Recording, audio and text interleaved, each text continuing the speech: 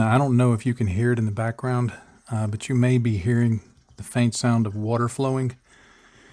We've got a new cat bowl. It's a fountain of sorts. Our last remaining cat is quite elderly. Apparently she can't see the water, so my wife got her this fountain that's constantly flowing. And when she brought it home, I said, that is not going in my man cave because it'll get heard in the background of my videos. She said, but this is where her water bowl is. And so I put my foot down and I said, how about if we put it right here, sweetheart?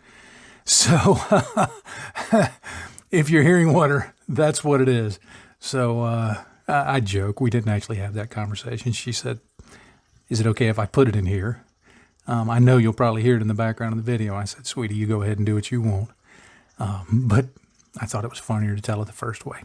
Anyhow, if you're hearing it, that's what it is. Now, don't worry. The water bowl is not the purpose of this video. This is to kind of give you a preview of something that's coming. I decided to build another Rubicon Models tank. You may remember back sometime, I think in January, I built the SU-85/SU-122 Rubicon Models tank. And this is a 156 scale or 28 millimeter. It's designed for use in the bolt action tabletop game. But I just really had so much fun building the previous Rubicon model that I built that I decided to build another one. And I've always liked the various tanks that are built on the M5 Stewart chassis. So even though this is an M8 Scott, it also has the parts for an M5A1 Stewart, and that's going to be the subject of the build that I'll do. Now you can see here's the M8 Scott, which was a 75 millimeter howitzer, and then the M5A1 mid-production. I don't know what that means other than it was produced somewhere between the early and the late, but anyhow, that's the one I'm going to be building. It comes with a very extensive decal sheet that you can make just about any type of version you want from it. So I'm looking forward to getting some of those on because they were pretty high quality decals. Now, unlike the SU-85 and the SU-122, after some test fitting, I realized I couldn't build, even with magnets, it would have just been impractical to build a version that could encompass both of them. I just thought it would be a little bit of a stretch to make it work, given all the weathering that's going to go onto it and the other things that I'm planning on doing to it, which I'll talk about in a minute. So I stuck with the M5A1. Now, here I got confused, and I got about 2/3 of the way through the turret build and realized I was building the wrong turret. So I went in and marked this section out. So when I got to the next section, I would know, okay, don't do this, but do this. But it gives you the complete instructions for the kits or for the different versions. The tracks are mostly one piece with the pieces that go on it. Those are the backing pieces that are going to go against the hull, but the rest of it is one piece. But they're very reasonably well detailed, and so they should work out pretty well. Now, total build time for the kit was about an hour and a half. Not a lot of parts. It fits together well. There's a few little gaps that I'll have to go in with some thinned down Mr. Surfacer just to clean up a little bit, but no real sanding or no real gap or seam filling. They do a good job of having you put parts over where there's joins so that it cleans things up very nicely. But it builds up into a pretty sharp looking little tank. It is small.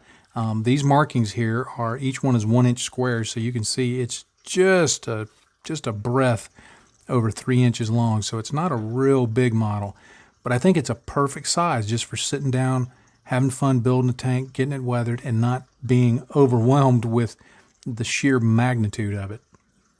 Now you can see the parts breakdown that I've got here. I'll build it and paint it like this just to facilitate the painting. I'm probably, right now in my planning, I'm probably going to be doing some modulation for it. I got a AK Interactive modulation set for olive drab, and I figured it would go really well with that Grizzly Walker too, so get plenty of use out of that. So, but this is the breakdown that I have. It all fits together really well when you put it together. If you do build this, if you use these skirts, you have to you have to put the tracks onto the lower part of the hull before you fit the upper part on, because it'll be really difficult to get them on there with the skirts on otherwise.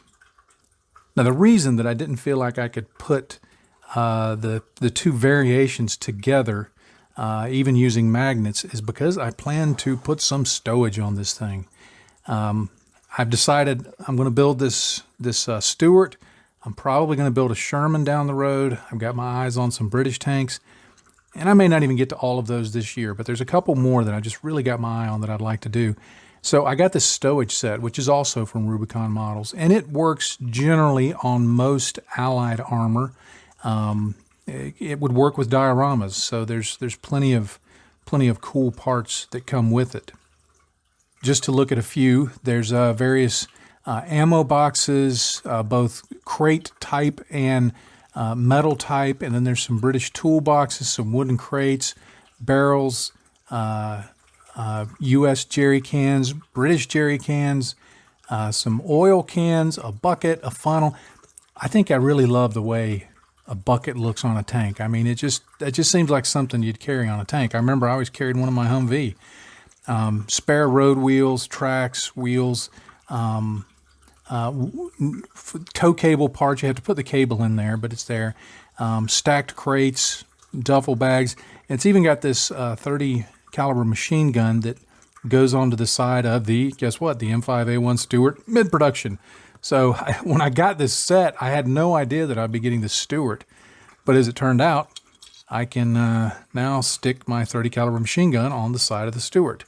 But I won't be able to do the magnetizing thing because I'm going to be putting a lot of the stowage. You get two of these sprues with lots of stowage. And I've been looking at pictures of the Stewart, and man, I guess because there was so little room inside the tank, because it was so small, they carried a ton of stowage on the exterior of it. So I'm going to, based on photos that I see, I'm going to put some stowage on it. I may put some tarps over it, some things like that. But I just want it to look, well used and lived in, and just kind of give it a little more authenticity.